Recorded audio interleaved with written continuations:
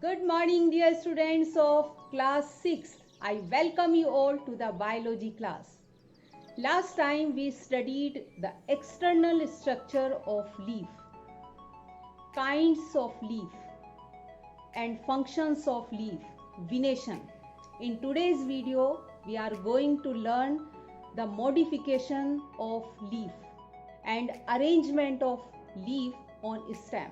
We will also learn the vegetative propagation by leaf. Let's start. Arrangement of leaves on stem. Phyllotaxy. What is phyllotaxy? The arrangement of leaves on the stem of a plant. And we can see plants around us with different types of phyllotaxy that help them to get sunlight. Let's see alternate phyllotaxy. As you can see here, a single leaf arises at the node of a branch. Leaves are arranged on each node, this is node, in alternate direction. This is the alternate direction, as in hibiscus, China rose. Next, opposite phyllotaxy like guava or pomegranate.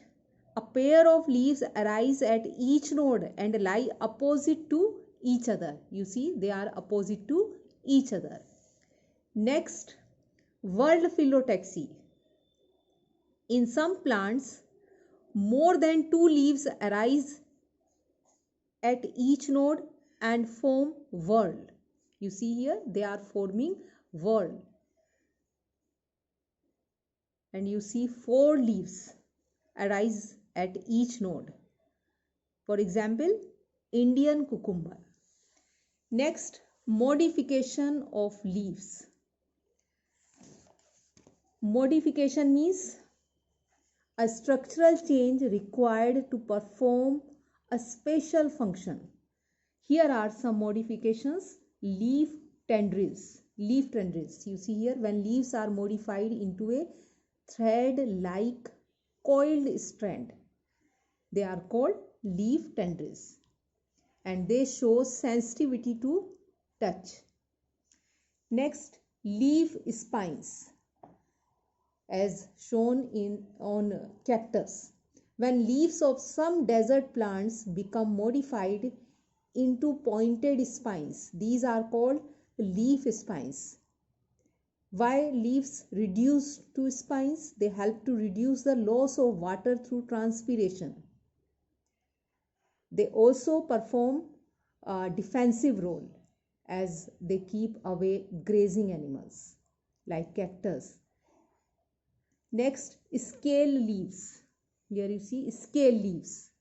In some plants, leaves get modified as scale leaves. They help to protect the bud.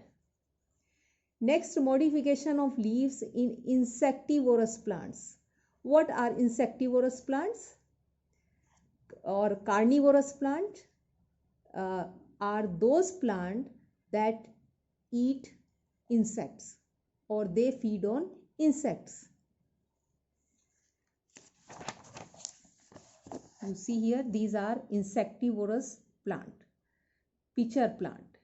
You see, this is the picture of pitcher plant. The lamina of the leaf is modified into hollow tube called pitcher, and top part of leaf forms a lid, and this lid can open or close the mouth of pitcher, and inside the pitcher there are hair which are directed downwards. When an insect falls in the pitcher, the lid closes automatically. So this way they feed on insects. Bladderwort. Here you see bladderwort. Leaves are highly segmented and modified into bladders. And the bladder has a trapdoor in which minute organisms can only go in but can't come out. Utricularia. Venus flytrap. Here you see Venus flytrap. The edge of leaf has long pointed stiff hair and the leaf blade is divided into two parts. The plant secretes digestive juices and enzymes to digest the insect. Next, vegetative propagation. What is vegetative propagation? It is an asexual method of reproduction in plants. In vegetative propagation, new plants are produced from the parts of old plants. What are the parts of plants? Stem, roots, or leaves. From stem, roots, or leaves, a new plant can be grown. This process is called vegetative propagation or vegetative reproduction. One example of a plant which can reproduce from its leaves is Bryophyllum. You see here a leaf of Bryophyllum plant with buds in the margin.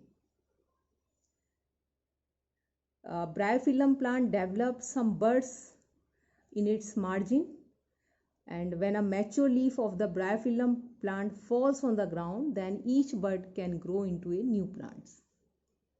Sometimes even before a leaf drops off from a Bryophyllum plant, we can see new plantlets already growing on it.